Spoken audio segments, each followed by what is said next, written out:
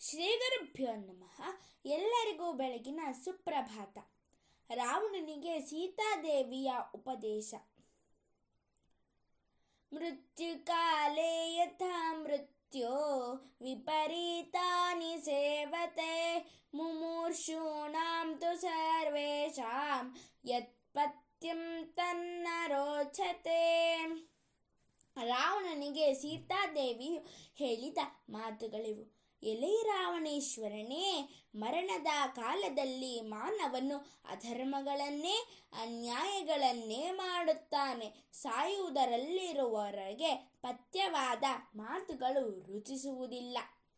ರಾವಣನು ಕಳ್ಳ ಸನ್ಯಾಸಿಯ ರೂಪದಿಂದ ಭಿಕ್ಷುಕ ರೂಪದಿಂದ ಪಂಚವಟಿಯ ಕುಟೀರದ ಹತ್ತಿರಕ್ಕೆ ಬಂದು ಮೋಸದಿಂದ ಸೀತಾದೇವಿಯನ್ನು ಅಪಹರಿಸಿಕೊಂಡು ಹೋಗುತ್ತಾನೆ. ಆಗ ಅಸಹಾಯಕಳಾದ ಸೀತಾದೇವಿಯು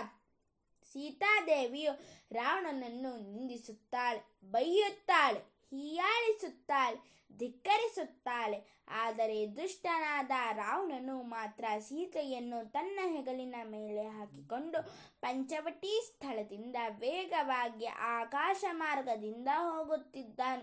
ಭಯಭೀತಳಾದ ಸೀತಾದೇವಿಯು ರಾವಣನಿಗೆ ರಾಮನ ಪರಾಕ್ರಮಗಳನ್ನು ವರ್ಣಿಸುತ್ತಾಳೆ. ನಿಷ್ಕೃಣಿಯಾದ ರಾವಣೇಶ್ವರನು ಸೀತೆಯನ್ನು ಎತ್ತಿಕೊಂಡು ಲಂಕಾನಗರಿಯ ಕಡೆಗೆ ಹಾರಿ ಹೋಗುತ್ತಲೇ ಇದ್ದಾನೆ. ಅತ್ಯಂತ ಭೀತಳು ದುಃಖಿತಳು ಆದ ಸೀತಾದೇವಿಯು ಆಗ ರಾವಣನಿಗೆ ಈ ಮೇಲಿನ ಹಿತೋಪದೇಶ ವಾಕ್ಯಗಳನ್ನು ಹೇಳುತ್ತಾಳೆ. ಎಲೆ ರಾವಣೇಶ್ವರನೇ, ನಿನಗೆ ಸದ್ಯದಲ್ಲಿಯೇ ಮರಣವು ಒದಗಿ ಬರಲಿದೆ. ಇನ್ನೇನು ಸಾಯುವುದರಲ್ಲಿ ಇರುವ ಅವಿವೇಕಿಯಾದ ಮನುಷ್ಯನು ಅನ್ಯಾಯ ಧರ್ಮಗಳನ್ನು ಮಾಡುತ್ತಾನೆ. ಸಾಯುತ್ತಿರುವ ಮಾನವರಿಗೆ ಯಾರ ಉಪದೇಶಗಳೂ ನಾಟುವುದಿಲ್ಲ. ಅಂಥವರು ಗುರು ಹಿರಿಯರ ಉಪದೇಶಗಳನ್ನು ಕೇಳುವುದಿಲ್ಲ. ದೊಡ್ಡವರ ಮಾತಿನಂತೆ ನಡೆದುಕೊಂಡು ಬಿಟ್ಟರೆ ಅವರು ಉದ್ಧಾರವಾಗಿ ಬಿಡುತ್ತಾರೆ.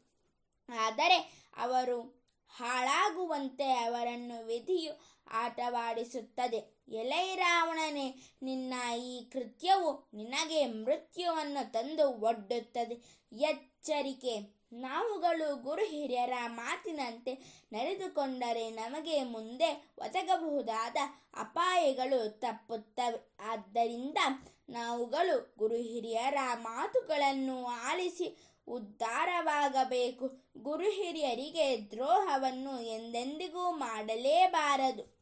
ಸರ್ವೇ ಜನಾಃ ಸುಖಿನೋ ಭವಂತು, ಸಕಲ ಸನ್ಮಂಗಲಾನಿ ಭವಂತು, ಲೋಕಾಃ ಸಮಸ್ತಾಃ ಸುಖಿನೋ ಭವಂತು. ಧನ್ಯವಾದಾಃ.